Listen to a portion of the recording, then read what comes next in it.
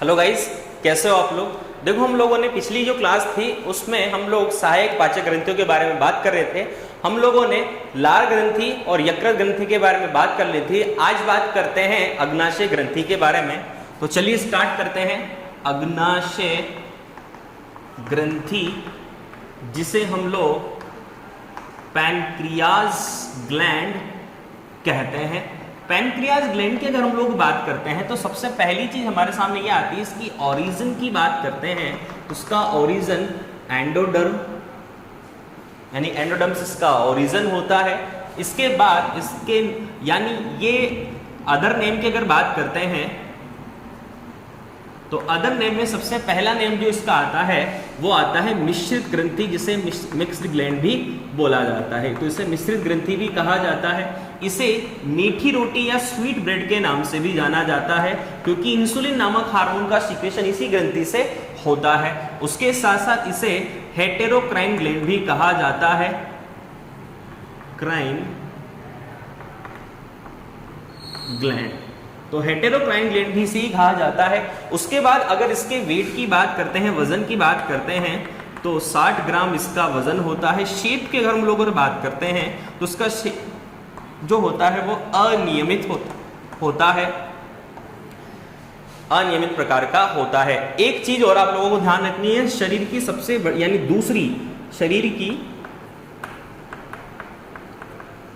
दूसरी जो सबसे बड़ी ग्रंथि होती है,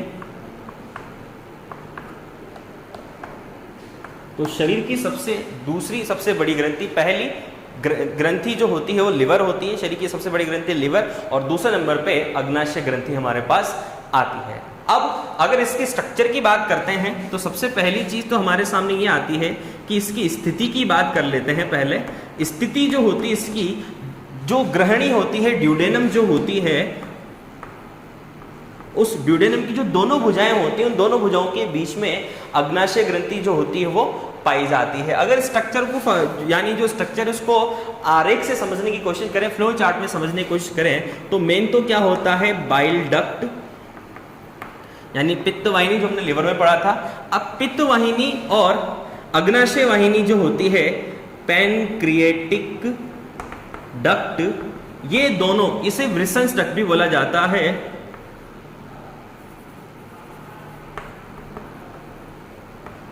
तो विल्सन्स डक्ट, पैनक्रियाज डक्ट को बोलते हैं। ये दोनों जो होती हैं वो आपस में मिलकर बनाती हैं हिपैटो पैनक्रिएटिक डक्ट। और हिपैटो पैनक्रिएटिक डक्ट जो होता है उसका जो अग्रभाग जो होता है वो एम्पुला ऑफ वेटर होता है, और एम्पुला ऑफ वेटर जो होता है उस पर एक स्पेशल प्रकार का स्फिंक्टर या कपाट प्रेजेंट होता है, जिसे बोलते हैं स्फिंक्टर ऑफ ऑडी। ऑडी की अवरोधनी जिसे कहा जाता है। और इस प्रकार से तो फ्लो चार्ट अगर डायग्राम से देखते हैं तो ये ड्यूडेनम जो होती है उसकी दोनों भुजाएं, और इन दोनों भुजाओं से बीच में निकलती है अग्नाशय ग्रंथि। और ये जो अग्नाशय ग्रंथि जो होती है, इस अग्नाशय ग्रंथि के 4 भाग होते हैं, हेड, नेक, बॉडी और टेल। ये ड्यूडेनम होती है। और उसके बाद इसमें आकर खुलती है बाइल डक्ट, और बाइल डक्ट जो होता है वहां पर भी एक स्फिंक्टर प्रेजेंट होता है, जिसे बोलते हैं स्फिंक्टर ऑफ बॉयडन। और यहां पर ये जो यानी जो अग्नाशय ग्रंथि का जो टेल भाग है, ये टेल भाग फूला हुआ होता है इस तरीके से, और इस फूले हुए भाग को कहा जाता है एम्पुला ऑफ वेटर। अब एम्पुला ऑफ वेटर पर एक विशेष प्रकार की अवरोधनी प्रेजेंट होती है। इस अवरोधनी को कहा जाता है स्फिंक्टर ऑफ ऑडी, यानी ऑडी की अवरोधनी। तो इस प्रकार से इसकी लोकेशन होती है, जिसके बारे में हम लोगों ने बात करी। अब आगे बात कर लेते हैं, जो अग्नाशय ग्रंथि जो होती है एक प्रकार की संयुक्त ग्रंथि होती है, यानी ये दोनों मिश्रित प्रकार की ग्रंथि इस वजह से कहा जाता है क्योंकि ये बहिस्त्रावी और अंतः स्त्रावी यानी एक्सोक्राइन और एंडोक्राइन दोनों प्रकार की ग्रंथियों के समान कार्य करती है। इसकी बात करें अगर इसकी संरचना की, तो इसकी संरचना में हमें दो भाग दिखाई देते हैं। इसकी फुल डिटेल से स्टडी हम एक नेक्स्ट चैप्टर आएगा एंडोक्राइन सिस्टम, उसमें बात करेंगे। यहाँ केवल हम बात करते हैं इसकी संरचना में दो भाग आते हैं। पहला भाग आता है एसिनी, और ये एसिनी जो होता है वो बहिस्त्रावी भाग होता है, और बहिस्त्रावी भाग होने के साथ साथ 99% भाग अग्नाशय ग्रंथि का यही भाग बनाता है। और इस एसिनी के द्वारा अग्नाशय रस जो होता है उस अग्नाशय रस का स्त्रवण किया जाता है। और इसके बाद दूसरा जो भाग आता है हमारे पास, वो आता है लैंगरहैंस की द्वीपिका या आइसलेट्स ऑफ लैंगरहैंस। तो लैंगरहैंस की द्वीपिका जो होती है, उस लैंगरहैंस की द्वीपिका जो होती है, ये अंतः स्त्रावी जो भाग होता है वो होता है। अंतः स्त्रावी भाग होने के साथ साथ ये 1% भाग बनाता है। और इस अंतः स्त्रावी भाग जो होता है इसके द्वारा, देखो एसिनी बहिस्त्रावी भाग होता है यानी अग्नाशय रस का स्त्रवण करता है, जिसमें विशेष प्रकार के पाचक एंजाइम होते हैं। और अगर लैंगरहैंस की द्वीपिका जो अंतःस्त्रावी भाग होता है, अंतःस्त्रावी भाग हमेशा हार्मोन जो होता है उन हार्मोन का स्त्रवण करता है। और इस लैंगरहैंस की द्वीपिका में 3 प्रकार की कोशिकाएं जो होती हैं वो पाई जाती हैं। पहली जो कोशिका होती है उसे अल्फा सेल कहा जाता है, दूसरी को बीटा सेल कहा जाता है, तीसरी को गामा सेल कहा जाता है। अल्फा सेल जो होती है उसके द्वारा ग्लूकेगॉन जो होता है उस हार्मोन का स्त्रवण होता है। बीटा सेल के द्वारा इंसुलिन हार्मोन का सीक्रेशन होता है। गामा सेल जो होती है इसके द्वारा सेरोटोनिन और सोमेटोस्टेनिन और गैस्ट्रीन जो होता है उस गैस्ट्रीन हार्मोन का सीक्रेशन होता है। तो इस तरीके से जो अग्नाशय जो ग्रंथि होती है, इस अग्नाशय ग्रंथि जो होती है वो बहिस्त्रावी और अंतःस्त्रावी दोनों ग्रंथियों के समान कार्य करती है। इसका बहिस्त्रावी भाग एसिनी होता है, अंतःस्त्रावी भाग लैंगरहैंस की द्वीपिकाएं होती है। बहिस्त्रावी भाग जो होते हैं हमेशा एंजाइम जो होते हैं अग्नाशय रस के रूप में एंजाइम पाचक एंजाइमों का स्त्रवण किया जाता है। और अंतःस्त्रावी जो भाग होता है फिर प्रेजेंट जो अल्फा बीटा गामा सेल जो होते हैं उनके द्वारा विशेष प्रकार के हार्मोनों का उत्सर्जन किया जाता है। तो ये हमारी अग्नाशय ग्रंथि जो थी वो कंप्लीट हुई। अब इसके बाद 2 ग्रंथियां और बचती हैं, जठर ग्रंथि और आंत्रीय ग्रंथि। तो उनके बारे में और बात कर लेते हैं। अब बात करते हैं गैस्ट्रिक ग्लैंड की यानी जठर ग्रंथि की। तो तीसरी प्रकार की जो होती है यानी चौथे प्रकार की जो ग्रंथि होती है वो होती है जठर ग्रंथि, इंग्लिश में बोलते हैं गैस्ट्रिक ग्लैंड। अब गैस्ट्रिक ग्लैंड की अगर हम लोग बात करते हैं तो मेन चीजें पाई कहाँ जाएगी, जो स्टमक जो होता है उस स्टमक में प्रेजेंट होती हैं जठर ग्रंथि। और इस जठर ग्रंथि जो होती है वो 3 टाइप की होती हैं। अगर इसके टाइप्स की बात कर लेते हैं तो टाइप्स में वही जो स्टमक के 3 भाग होते हैं, cardiac gastric gland, fundic gastric gland और पायलोरिक गैस्ट्रिक ग्लैंड। उसके बाद हम लोग अगर बात करें इसके स्त्रावी रस की, तो इसका स्त्रावी रस जो होता है उसे कहा जाता है गैस्ट्रिक जूस या फिर जठर रस। इसको भूख रस या एपेटाइट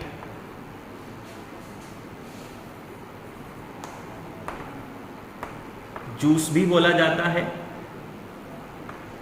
अब ये एपेटाइट जूस या भूख रस जो होता है वो यूजुअली होता क्या है कि जैसे आप लोग ने फील किया होगा, जब आपको बहुत ज़्यादा तेज भूख लगती है तो आप लोग तो पेट में चूहे दौड़ने जैसी फीलिंग, तो ये यूजुअली क्या होता है, हमारी बायोलॉजिकल क्लॉक होती है पीनियल ग्लैंड। ये जो पीनियल ग्लैंड जो होती है इसका मेन वर्क होता है हमारी बॉडी की जितनी भी दिनचर्या होती है उसको कंट्रोल करना। अगर आप लोगों ने एक टाइमिंग फिक्स कर लिया कि उस टाइम पे आप खाना खाते हो, तो आप लोगों ने देखा होगा जब आप स्कूल में पढ़ते हो तो जैसे 10 बजे आप जब लंच होता है उससे पहले आपके पेट में बहुत ज़्यादा रिएक्शन स्टार्ट हो जाती है। तो वो क्या होता है कि आपका जो स्टमक है उस स्टमक को पहले से यानी स्टमक जो था उसमें जठरस का स्त्रवण हो जाता है, और जठरस का स्त्रवण हो जाता है तो ये कौन करवाता है? पीनियल ग्लैंड जो होती है वो मेलेटोनिन हार्मोन जो होता है उसका सीक्रेशन करती है, जिसकी वजह से ये टाइमिंग फिक्स हो जाती है कि 10 बजे आपके स्टमक में खाना आता है, तो वो काम करवाने के लिए पीनियल ग्लैंड से हार्मोन स्रावित होगा और ये हार्मोन ब्लड के थ्रू स्टमक तक पहुंचता है और स्टमक में जठरस जो होता है, जठर ग्रंथियां जो होती है उनको एक्साइट करता है, प्रेरित करता है जठरस के स्त्रवण के लिए, जिसकी वजह से वो जठरस स्त्रावित हो जाता है और वो जठरस जो होता है वो भोजन के पाचन का कार्य करता है। इस वजह से आपको फील होता है कि पेट में चूहे जैसी फीलिंग आती है, तो वो चूहे यानी चूहे दौड़ने जैसी जो फीलिंग आती है वो चूहे दौड़ने जैसी फीलिंग इस जठरस के स्त्रवण की वजह से आती है। तो ये चीज आप लोग ध्यान रखें। अब देखो ये जो जठरस जो हो एपेटाइट जूस जो होता है इससे रिलेटेड जठर ग्रंथियां जो होती है, जठर ग्रंथियों में मुख्यतः 5 प्रकार की सेल्स पाई जाती है। अब जठर ग्रंथियों में 5 प्रकार की सेल्स में सबसे पहली सेल होती है म्यूकस सेल, जिसे गॉबलेट सेल भी बोला जाता है, जो श्लेष्मा का स्त्रवण करती है, यानी म्यूकस या श्लेष्मा जो होता है उसका स्त्रवण इसके द्वारा किया जाता है। दूसरी सेल जो आती है वो जाइमोजन या फिर इसे चीफ सेल या फिर इसे पेप्टिक सेल भी बोला जाता है, और ये जो सेल होती है इसके द्वारा प्रोरेनिन हार्मोन, उसके साथ साथ यानी प्रोरेनिन एंजाइम, उसके साथ साथ पेप्सिनोजन, गैस्ट्रिक लाइपेज और गैस्ट्रिक अमाइलेज जो एंजाइम होते हैं उनका सीक्रेशन इस सेल के द्वारा किया जाता है। इसके बाद जो आती है इसके बाद आती है पेराइटल या फिर ऑक्जेंटिक सेल, और ये पेराइटल या ऑक्जेंटिक जो सेल होती है ये एचसीएल जो होता है उसका स्त्रवण करती है। उसके बाद अगली जो सेल आती है हमारे पास वो आती है जी सेल, और ये जी सेल जो होती है वो गैस्ट्रीन जो हार्मोन जो होता है उस गैस्ट्रीन हार्मोन का स्त्रवण करती है। और 5th नंबर पे हमारे पास जो सेल आती है वो आती है आर्जेंटोफिल सेल, और ये आर्जेंटोफिल सेल जो होती है इस आर्जेंटोफिल सेल का काम होता है सेराटोनिन और सोमेटोस्टैनिन जो हार्मोन होता है उसका स्त्रवण करने का कार्य होता है। तो इस तरीके से ये 5 प्रकार की कोशिकाएं होती हैं जो जठर जो ग्रंथि होती है उसमें पाई जाती हैं। इसके बाद अगली ग्रंथि की ओर बात कर लेते हैं। लास्ट एंड 5th ग्रंथि इंटेस्टाइनल ग्लैंड, इसे आंतरिक ग्रंथि कहा जाता है। इंटेस्टाइनल ग्लैंड आंतरीय ग्रंथि। अब ये आंतरीय ग्रंथि जो होती है ये पाई जाती है, यानी अगर इसके लोकेशन की बात करें तो आंत्र छोटी आंत्र जो होती है उस भाग में ये पाई जाती है। इसके द्वारा जो स्त्रावी जो रस होता है वो स्त्रावी रस जो होता है उसे कहते हैं आंतरीय रस या इंग्लिश में इंटेस्टाइनल जूस। और ये इंटेस्टाइनल जूस के बारे में बात हो गई। उससे रिलेटेड इसका एक और नाम होता है इंटेस्टाइनल जूस का, जिसको बोलते हैं सक्कस एंटेरिकस। और ये जो ग्रंथि होती है ये यूजुअली जो ब्रूनर ग्रंथियां जो होती, जो हम लोगों ने बात करी थी छोटी आंत में, तो ब्रूनर ग्रंथि जो होती है और ब्रूनर ग्रंथि के साथ साथ पेनेथ जो सेल होती है, पेनेथ कोशिका, उन पेनेथ कोशिका और ब्रूनर ग्रंथि जो होती है आंत में पाई जाने वाली ब्रूनर ग्रंथि और पेनेथ कोशिका, उनके द्वारा इस आंतरिक रस का स्त्रवण किया जाता है। तो इस प्रकार हमारे पास यानी हमारे सामने हम लोगों ने सहायक पाचक ग्रंथियों के बारे में कंप्लीट बात करी। अब सहायक पाचक ग्रंथियां हम लोगों ने पढ़ ली, एलिमेंट्री कैनाल के भागों के बारे में बात कर ली। अब हम बात करते हैं पाचन की क्रियाविधि की। तो चलिए स्टार्ट करते हैं पाचन की क्रियाविधि। देखो बात करते हैं पाचन की क्रियाविधि की। पाचन की क्रियाविधि, मैकेनिज्म ऑफ डाइजेशन। तो पाचन की क्रियाविधि जो होती है वो कुछ स्टेप में चरणों में संपन्न होती है। जैसे सबसे पहले आता है हंगर, जिसे भूख कहते हैं। हंगर जो होता है उसके बाद आता है इंजेशन इंजेशन के बाद आता है डाइजेशन। इंजेशन का मतलब होता है अंतर्ग्रहण, भोजन का अंतर्ग्रहण यानी भोजन को मुख गुहा में भरना। उसके बाद उसका डाइजेशन होगा। डाइजेशन के बाद पचित भोजन का अवशोषण एब्जॉर्प्शन। एब्जॉर्प्शन के बाद होगा उसका स्वांगीकरण एसिमिलेशन। एसिमिलेशन का मतलब होता है जो पचित भोजन पदार्थ होते हैं उनको रुधिर की सहायता से शरीर के विभिन्न भागों में कोशिकाओं तक पहुंचाने का कार्य। एसिमिलेशन के बाद जो अपशिष्ट पदार्थ होते हैं उसे इजेशन जो होती है उस मैकेनिज्म के द्वारा शरीर से बाहर निकाल दिया जाता है, यानी इसे बोलते हैं हिंदी में बहिक्षेपण।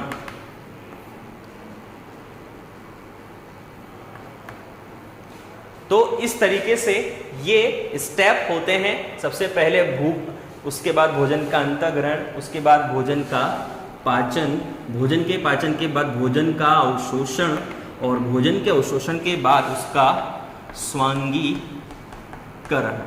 सबसे पहले बात कर लेते हैं हम लोग हंगर की। तो हंगर की अगर बात करते हैं तो भूख यानी भूख का लगना, जिसकी वजह से हम भोजन जो होगा उसको यानी जो फूड है उस फूड को खाना स्टार्ट करते हैं। तो भूख का लगना मेन डिजायर यानी डिजायर ऑफ ईट, ठीक है। उसके बाद आपका जो ब्रेन होता है उस ब्रेन में हाइपोथैलेमस वाला पार्ट होता है।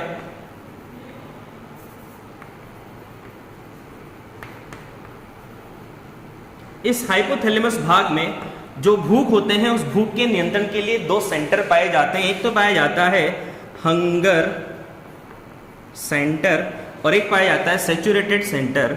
सैचुरेटेड सेंटर, हंगर सेंटर जो होता है वो भूख को बढ़ाता है, सैचुरेटेड सेंटर भूख को डिक्रीज करता है यानी कम करता है। यानी जब पेट भर जाता है स्टमक में, एक चीज आप लोग ध्यान रखें, हम जब खाना खाते हैं तो खाना खाने के बाद जब भोजन स्टमक में चला जाता है तो स्टमक में जाने के बाद इसकी सूचना हमारे मस्तिष्क को लगभग 20 मिनट बाद लगती है कि स्टमक फुल हो चुका है। और इस 20 मिनट के अंतराल में हम इतना सारा कुछ खा लेते हैं जिसकी वजह से हमारा वेट जो होता है वो गेन हो जाता है। इसीलिए कहा जाता है कि भोजन को चबा चबा कर अच्छी तरीके से खाना चाहिए ताकि हमारे जो ब्रेन है उस ब्रेन तक सूचना पहुंच जाए कि पेट भर चुका है, ठीक है।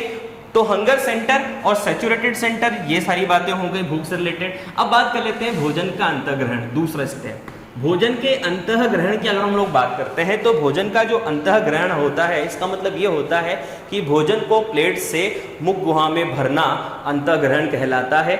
जो मनुष्य जो होता है, ह्यूमन बीइंग जो होता है, ह्यूमन बीइंग की बात करें तो वो सर्वाहारी प्राणी होता है। दूसरी बात अगर हम लोग बात करते हैं अंतःग्रहण की जो प्रोसेस होती है वो दो स्टेप में कंप्लीट होती है। पहले तो भोजन को चबाया जाता है और चबाने के बाद भोजन को निगलना जाता है। निगलने के लिए जीभ और दांत जो होते हैं वो काम आते हैं, चबाने के लिए भी जीभ दांत काम आते हैं। और इस प्रकार से जो लार जो होती है उसको लार ग्रंथियों के द्वारा लार को मिक्स किया जाता है। लुगदी नुमा जो संरचना होती है उसका निर्माण होता है जिसे बोलस कहा जाता है। इस बोलस को निवाले को जो होता है वो ग्रसनी जो होती है उसकी सहायता से निगल लिया जाता है और स्टमक में पहुंचा दिया जाता है ग्रसिका की सहायता से। तो उसके बाद अब देखो ये तो भोजन के अंतःग्रहण के बारे में बात हो चुकी है।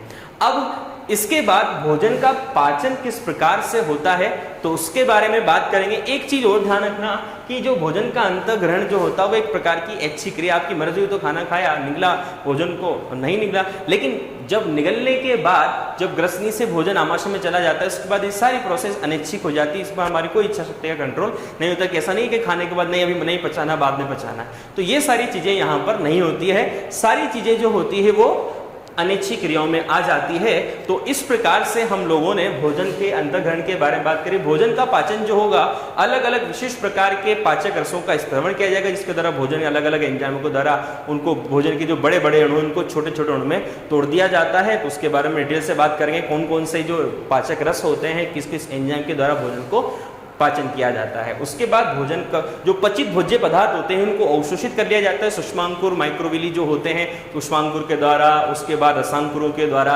वर्तुल कुट्टकों के द्वारा लगभग 600 गुना अवशोषण किया जाता है जो हमारी छोटी आंत के द्वारा किया जाता है। छोटी आंत में जो इलियम वाला जो भाग होता है वहां से इसका भोजन का अवशोषण होता है। बड़ी आंत जो होती है उसमें द्वारा अवशोषण होता है।